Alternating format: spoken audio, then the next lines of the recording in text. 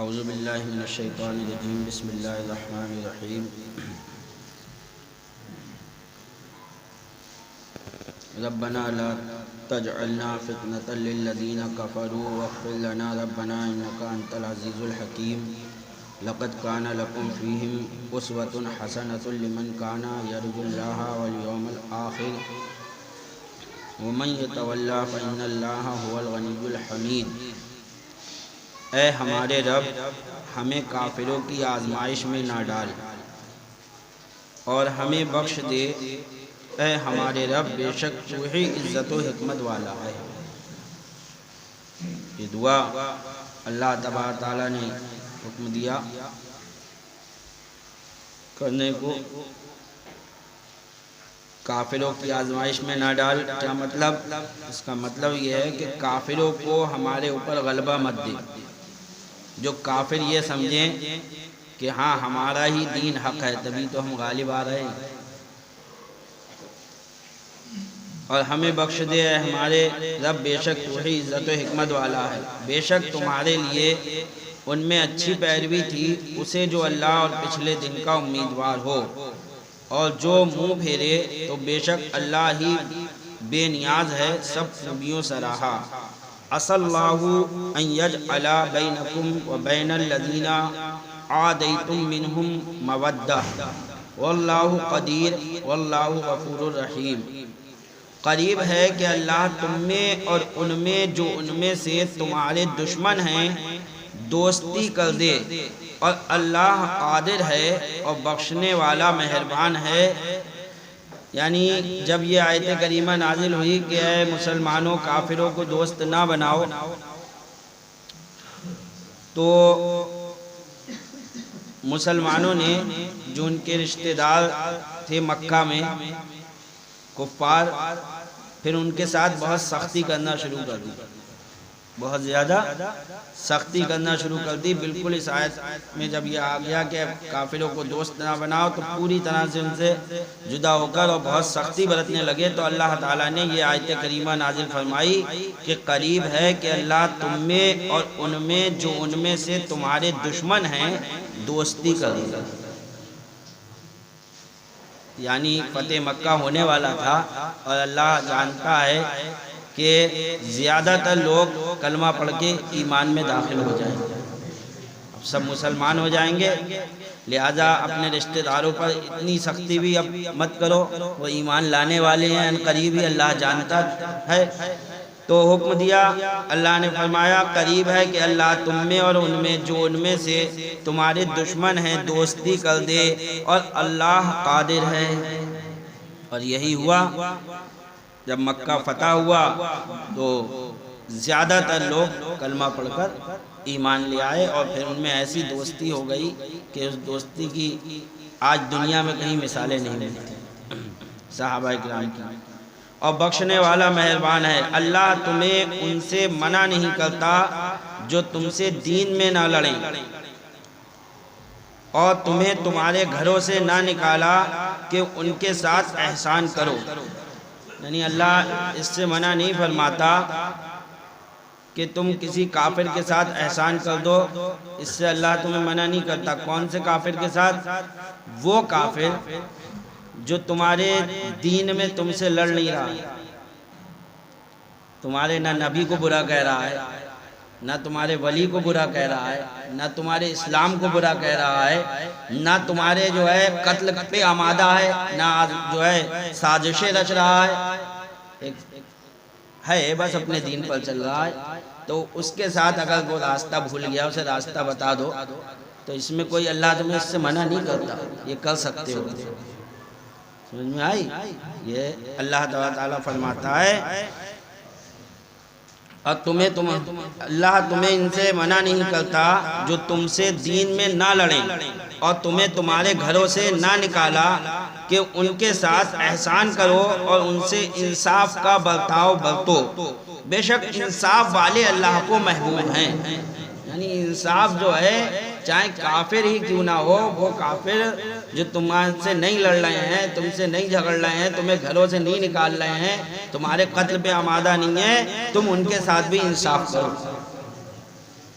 ایسا نہیں ہے کہ اپنے مسلمان بھائی نے اگر ظلم کر دیا ہے اور حق جو ہے کافر کا بن رہا ہے تو تم اپنے مسلمان بھائی کو ہی جو ہے اس کا زمین دلا دو، ایسا مت کرو، بلکہ جس کا جو حق ہے وہ اس کا حق اس کو دے دو، انصاف کرو۔ اللہ تبارک تعالیٰ انصاف والوں کو پسند فرماتا، اور اللہ کے رسول نے انصاف کیا ہی تھا۔ آپ نے دیکھا تھا ایک یہودی اور ایک بظاہر مسلمان کلمہ پڑھنے والا آیا تھا اور سرکار سے فیصلہ لیا، سرکار نے یہودی کے حق میں فیصلہ دیا، انصاف کیا سرکار نے کہ جو ہے اس میں پہلے پانی کا حق جو تھا اس یہودی کا ہی تھا، تو سرکار نے وہی فیصلہ سنا دیا کہ بھئی پہلے انہیں پانی لینے دو، بعد میں تم لے لینا۔ لیکن اس یہودی کو یہ بات، وہ اس بظاہر کلمہ پڑھنے والے کو یہ بات کھٹکی، اس نے کہا لو میں ان کا کلمہ پڑھتا ہوں، میرے حق میں فیصلہ نہیں کیا۔ وہ پہنچا حضرت عمر فاروق اعظم رضی اللہ تعالیٰ عنہ کے پاس کہ آپ فیصلہ کر دیجئے۔ یہودی نے کہا کہ آپ کے پاس آنے سے پہلے یہ اللہ کے رسول کے پاس جا چکے ہیں اور فیصلہ میرے حق میں ہوا۔ جب یہ کہا تو حضرت عمر فاروق اعظم گئے، تلوار نکال کر لائے اور اس کی گردن اڑا دی، کہا عمر کا فیصلہ تمہارے حق میں یہ ہے۔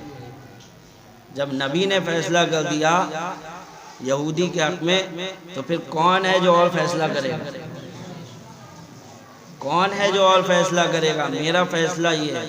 اللہ تعالیٰ نے قرآن میں آیت کریمہ نازل فرما دی کہ جو نبی کا فیصلہ نہ مانے وہ مومن ہے ہی نہیں، جو نبی کا فیصلہ نہ مانے وہ مومن ہے ہی نہیں۔ تو بے شک انصاف والے اللہ کو محبوب ہیں۔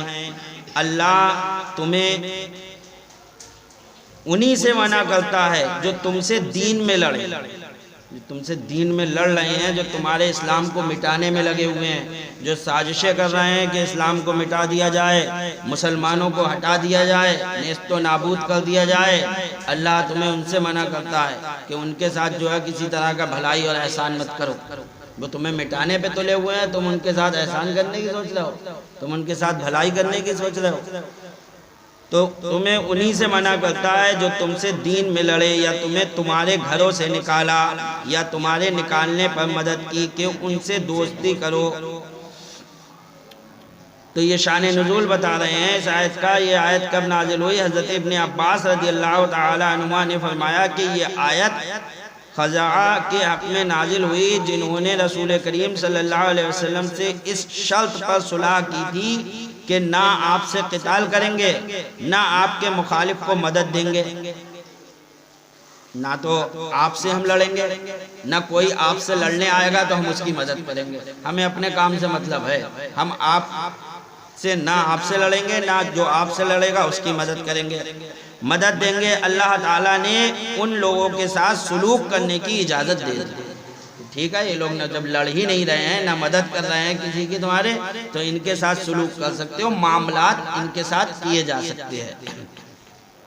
حضرت عبداللہ بن زبیر نے فرمایا کہ یہ آیت ان کی والدہ اسماء بنت ابو بکر صدیق رضی اللہ تعالی عنہ کے حق میں نازل ہوئی۔ ان کی والدہ مدینہ طیبہ میں ان کے لیے تحفے لے کر آئی تھیں اور تھی مشرکہ، بعد میں ایمان لے آئیں لیکن پہلے مشرکہ تھیں۔ حضرت اسماء نے ان کے ہدایہ قبول نہ کیے اور انہیں اپنے گھر میں آنے کی اجازت نہ دی، اور رسول کریم صلی اللہ علیہ وسلم سے دریافت کیا کہ کیا حکم ہے، اس پر یہ آیت کریمہ نازل ہوئی۔ تو پتہ یہ چلا کہ جب کوئی ہم سے نہ لڑ رہا ہے، ہم سے نہیں الجھ رہا ہے، تو پھر ہمیں بھی جو ہے بلا وجہ کسی سے لڑنے جھگڑنے کی ضرورت نہیں ہے، قرآن ہمیں اس کی اجازت نہیں دیتا۔ ہاں اگر کوئی اسلام کے مخالف ہے، اسلام کے خلاف سازشیں رچ رہا ہے، مسلمانوں کو مٹانے کی کوشش کر رہا ہے، تو مسلمان اس کو پھر ہرگز برداشت نہیں کر سکتے۔ مسلمان کیا کوئی بھی قوم برداشت نہیں کر سکتی؟ ارے جب گھر پر حملہ ہوگا تو کون برداشت کر لے گا؟ ہر آدمی پہ نکلے گا اپنی حفاظت کے لیے۔ ابھی ہندوستان پر حملہ ہوگا تو ایسا ہی نہیں ہے کہ صرف ہندو نکلے گا، مسلمان بھی نکلے گا، سکھ بھی نکلے گا، عیسائی بھی نکلے گا، کیونکہ یہ گھر پر حملہ ہے۔ جب ہمارے گھر پر حملہ ہے تو گھر میں رہنے والا، ہمارے دیش پر حملہ ہے تو ہر دیش کا رہنے والا، ہر فرد نکلے گا اپنے دیش کو بچانے کے لیے۔ تو جب ہمارے دین پر حملہ ہوگا تو دین پر رہنے والا ہر فرد نکلے گا۔ یہ ہر دھرم سے تعلق ہے۔ تو اللہ تبارک و تعالی فرما رہا ہے اور جو ان سے دوستی کرے، بے شک انصاف والے اللہ کو محبوب ہیں۔ اللہ تمہیں انہی سے منع کرتا ہے جو تم سے دین میں لڑیں یا تمہیں تمہارے گھروں سے نکالا یا تمہارے نکالنے پر مدد کی کہ ان سے دوستی کرو، اور جو ان سے دوستی کرے تو وہی ستمگار ہیں۔ اے ایمان والو، جب تمہارے پاس مسلمان عورتیں کفرستان سے اپنے گھر چھوڑ کر آئیں تو ان کا امتحان کرو، اللہ ان کے ایمان کا حال بہتر جانتا ہے۔ یعنی جب کوئی عورت ہجرت کر کے آئے مکے سے مدینے، تو پہلے اس کا امتحان کرو کہ یہ ہجرت کر کے اللہ و رسول کے لیے آئی ہے یا کسی اور وجہ سے آئی ہے۔ اللہ و رسول کے لیے آئی ہے تب تو ثواب پائے گی، اور اللہ و رسول کے لیے نہیں آئی ہے تو پھر ثواب کس بات کا؟ مثال کے طور پر اس کا شوہر وہاں اسے بہت ستا رہا تھا، پریشان کر رہا تھا، تو شوہر سے بچنے کے لیے آ گئی مدینے۔ تو یہ ایسے ہی آج کل بہت سے لوگ، ابھی کچھ دنوں پہلے بھی ایک صاحب مسئلہ پوچھ رہے تھے، بات آ گئی تو بتا دوں۔ کچھ لوگ کہتے ہیں کہ بھائی دیوبندی لڑکی تھی، اس کو کلمہ پڑھا کر مسلمان کر لیا، اب اس سے نکاح کر سکتے ہیں؟ تو نکاح تو کر ہی سکتے ہو جب مسلمان ہو گئی، لیکن اللہ فرماتا ہے مسلمان عورتیں کفرستان سے اپنے گھر چھوڑ کر آئیں تو ان کا امتحان ہو۔ بک آئی کیوں؟ وہ دیوبندی لڑکی نے دیوبندیت کو چھوڑا کیوں؟ وجہ کیا ہے چھوڑنے کی؟ عشق و محبت میں چھوڑا یا واقعی دیوبندی مذہب کو غلط جان کر چھوڑا؟ اگر دیوبندی مذہب کو غلط جان کر چھوڑا ہے تو سبحان اللہ، اور اگر عشق و محبت میں چھوڑا ہے کہ بھئی لڑکا سنی ہے اور لڑکا کہہ رہا ہے کہ بھئی دیوبندی مذہب چھوڑو تو میں نکاح کروں گا، تو اس وجہ سے اس نے تو عشق کا بھوت اتر گیا، تو پتہ چلا پھر وہ اپنے مذہب کی طرف لوٹے گی، پھر اپنے مذہب کی طرف لوٹے گی۔ اب نکاح ہو چکا ہوگا، بچے ہو چکے ہوں گے، اب سوچو ننیحال بچوں کی دیوبندی، اور وہاں جانا آنا سب چلے گا؟ چلے گا نہیں چلے گا؟ ایسا تو نہیں ہے۔ تو اگر اس میں امتحان کرو، دیکھو کہ ہاں واقعی وہ اپنے توبہ پہ قائم ہے بھی یا نہیں، ایک دم نکاح مت کرو، اسے موقع دو، ٹھیک ہے 1-2 سال رہو بغیر ماں باپ کے، سب کو چھوڑ کر آئی ہو، سب کو چھوڑ کر رہو، دیکھتے ہیں کہ تم اپنے گھر کی طرف واپس تو نہیں لوٹتی۔ ایسا تو نہیں ہے کہ تم 1-2 سال رہو پھر انہی میں گل مل جاؤ۔ جب وہ ان میں نہیں جائے پکی کہ ہاں میں دیوبندی مذہب کو ہی غلط جان کر کلمہ پڑھ کے مسلمان ہوئی ہوں، تو پھر جو ہے نکاح کرو، اس میں کوئی حرج نہیں ہے، لیکن پہلے بھی نکاح ہو جائے گا، میں نکاح کو منع نہیں کر رہا ہوں۔ جب اس نے توبہ کر لی، کلمہ پڑھ لیا، تو ہم دلوں کے حال تو جانتے نہیں ہیں بھائی، دلوں کے حال تو اللہ جانتا ہے، لیکن بہتر بتا رہے ہیں آپ کے لیے کہ آپ کو بعد میں کتنا خطرہ ہے اس میں۔ کیا اس وقت آپ نے نکاح کر لیا اور بعد میں اگر وہ پلٹ گئی، چلی گئی یا پلٹی نہیں، تو لیکن میل جول رکھا ماں باپ کی محبت سے، کہ ماں باپ کی محبت بڑی چیز ہوتی ہے، محبت نہیں چھوڑی، جانا آنا لگا رہا، تو بچے بھی گئے، تو بچے بھی جو ہے ہمارے بے ایمان ہو سکتے ہیں، ہماری نسل خراب ہو سکتی ہے۔ تو اس لیے جو ہے اس طرف توجہ دینے کی ضرورت ہے۔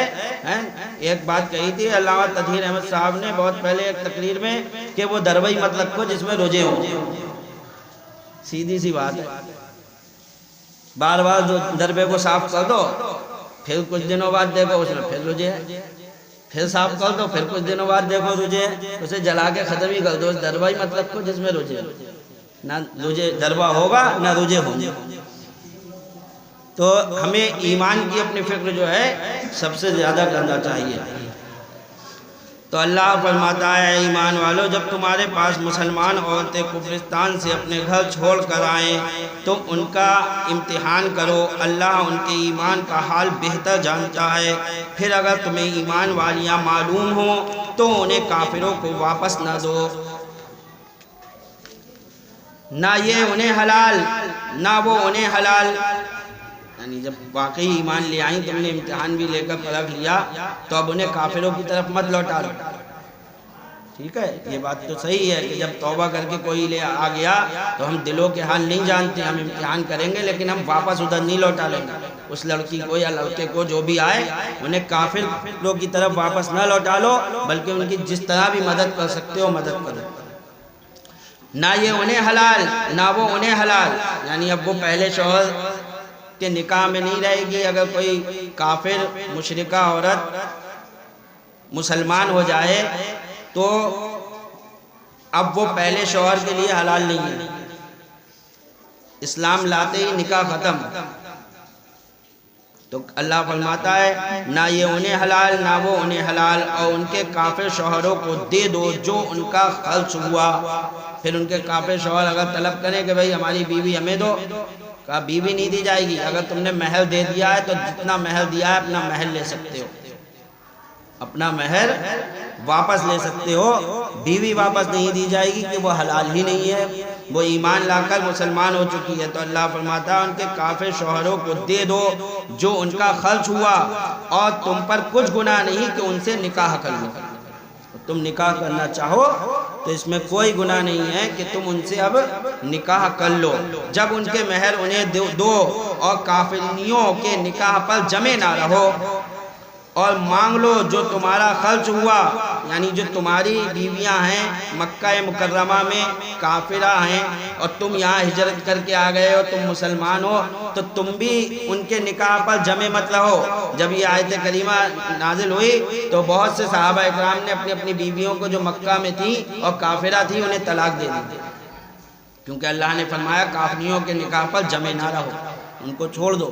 جب وہ مسلمان نہیں ہو رہی ہیں تو انہیں چھوڑ دو، اور کافریوں کے نکاح پر جمے نہ رہو، اور مانگ لو جو تمہارا خرچ ہوا، اور کافر مانگ لیں جو انہوں نے خرچ کیا. یہ اللہ کا حکم ہے، وہ تم میں فیصلہ فرماتا ہے، اور اللہ علم و حکمت والا ہے.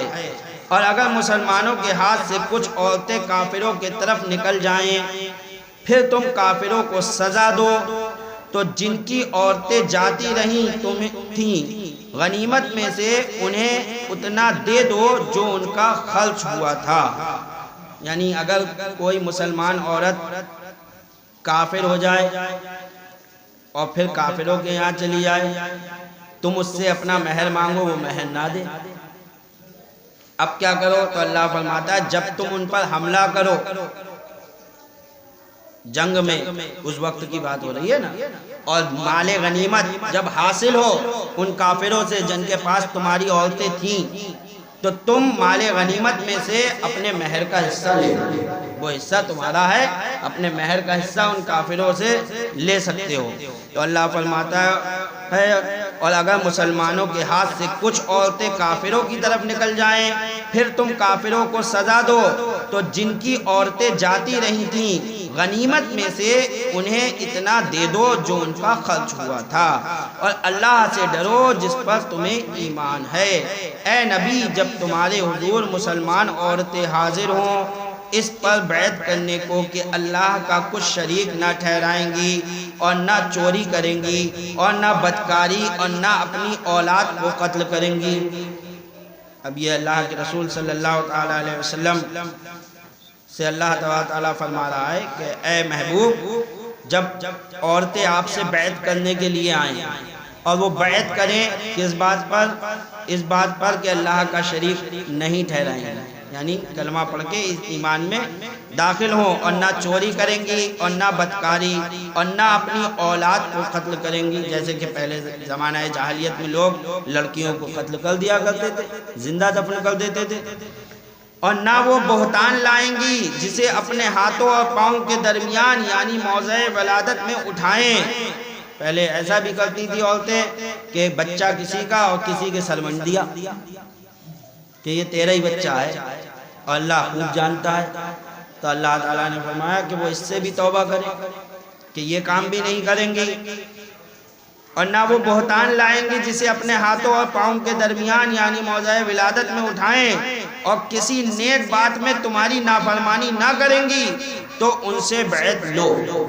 تو اے نبی جب وہ اتنی باتوں پر بیعت کر لیں تو تم ان سے بیعت لے لو۔ اللہ کے رسول صلی اللہ تعالی علیہ وسلم عورتوں سے بیعت لیتے تو حضرت عائشہ فرماتی ہیں کہ قسم خدا کی اللہ کے رسول صلی اللہ تعالی علیہ وسلم جب عورتوں سے بیعت لیتے تو صرف زبانی بیعت لیتے، آپ نے کبھی بھی کسی عورت کے ہاتھ میں ہاتھ نہیں دیا، نہ کسی عورت کا ہاتھ اپنے ہاتھ میں لیا۔ حضرت عائشہ فرما رہی ہیں۔ اور آج کل کے پیروں کا کیا حال ہے کہ وہ عورتوں سے پیر تک دبا رہے۔ سرکار دو عالم صلی اللہ تعالی علیہ وسلم جن کو اللہ تبارک و تعالی نے معصوم بنایا، معصوم جانتے ہیں جن سے گناہ ممکن ہی نہیں، محال ہو، اللہ کے رسول سے گناہ تو ممکن ہی نہیں، محال تھا۔ فرشتے اور اللہ کے نبی ہی ایسے ہوتے ہیں کہ جن سے گناہ ممکن نہیں، تو جن سے گناہ ہو نہیں سکتا وہ ہاتھ میں ہاتھ نہ لیں، حالانکہ وہ لے لیتے کچھ نہیں، اور ہم سے گناہ ہو سکتا ہے، ہو نہیں سکتا جانے کتنے ہو جاتے ہیں، ہو سکتا تو بہت دور کی بات نہیں، جانے کتنے گناہ ہم کرتے رہتے ہیں، اس کے باوجود ہم کہتے ہیں ارے وہ تو ہماری مریدہ ہے، وہ تو ہماری مریدہ ہے، اس میں کیا ہے۔ تو یہ اللہ کے رسول صلی اللہ علیہ وسلم صرف زبانی بیعت لیتے تھے، کبھی کسی عورت کے ہاتھ میں ہاتھ نہیں دیا، نہ کسی عورت کا ہاتھ لیا۔ اور اللہ سے ان کی مغفرت چاہو تو ان سے بیعت لو، اور اللہ سے ان کی مغفرت چاہو کہ اللہ تعالیٰ ان عورتوں کی مغفرت فرمائے، بے شک اللہ بخشنے والا مہربان ہے۔ اے ایمان والو، ان لوگوں سے دوستی نہ کرو جن پر اللہ کا غضب ہوا۔ اللہ کا غضب یہودیوں پر ہوا ہے، کس پر ہوا ہے؟ نصرانیوں پر ہوا ہے۔ ان سب پر جو کفار ہیں، گمراہ لوگ ہیں، ان سب پر اللہ کا غضب ہوا، کافروں پر۔ تو اللہ ہمیں کافروں سے دوستی کرنے سے منع فرماتا ہے، دوستی نہ کرو جن پر اللہ کا غضب ہوا۔ دیکھیے احسان کرنا الگ ہوا، دوستی کرنا الگ ہوا، صحیح ہے۔ احسان آدمی کسی پر بھی کر دیتا ہے، دوستی ہر کسی سے نہیں کرتا۔ چلتا پھرتے راہگیر آدمی کی مدد کر دیتا ہے تو مدد کرنے کو اللہ منع نہیں فرماتا، احسان کرنے کو منع نہیں فرماتا، لیکن دوستی کرنے کو منع فرماتا ہے۔ انہیں دل سے دوست نہ جانا۔ لوگوں سے دوستی نہ کرو جن پر اللہ کا غضب ہے، وہ آخرت سے آس توڑ بیٹھی ہے جیسے کافر آس توڑ بیٹھے قبر والوں سے۔